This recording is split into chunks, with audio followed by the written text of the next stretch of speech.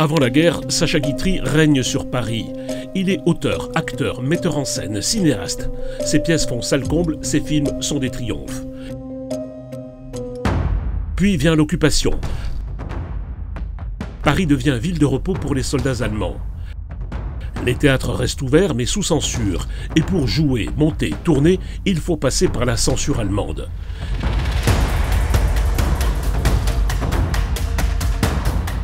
Guitry doit faire vivre ses troupes et surtout, il refuse que la langue française se taise, comme il refuse que ses œuvres soient jouées en Allemagne. Il refuse 3 millions de francs de la Continentale, la société de production française aux capitaux allemands. Au théâtre, il demande à être payé comme ses comédiens, pas davantage. Dans un Paris sous censure, il reste libre à sa manière.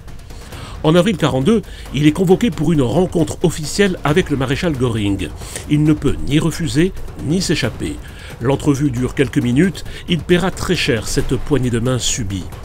Dans le même temps, il agit. Il arrive à faire libérer une dizaine de juifs, dont l'auteur Tristan Bernard et sa famille. Un acte de courage rare, risqué, mais on transforme un geste de bravoure en preuve de complicité.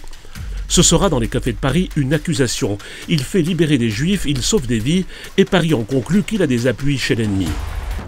Août 1944, Paris se libère. Guitry est arrêté, insulté, exhibé, sans dossier, sans procès. Motif de l'arrestation ? Ignoré.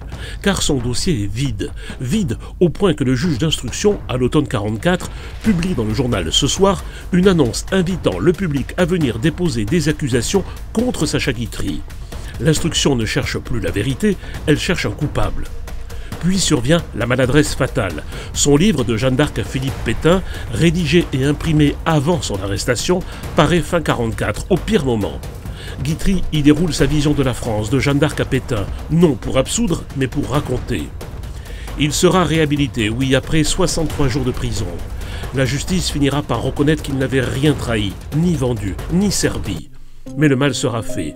On lui a pris son honneur, on l'a montré du doigt. Il continuera d'écrire, bien sûr, il mettra en scène avec élégance, avec panache, avec succès.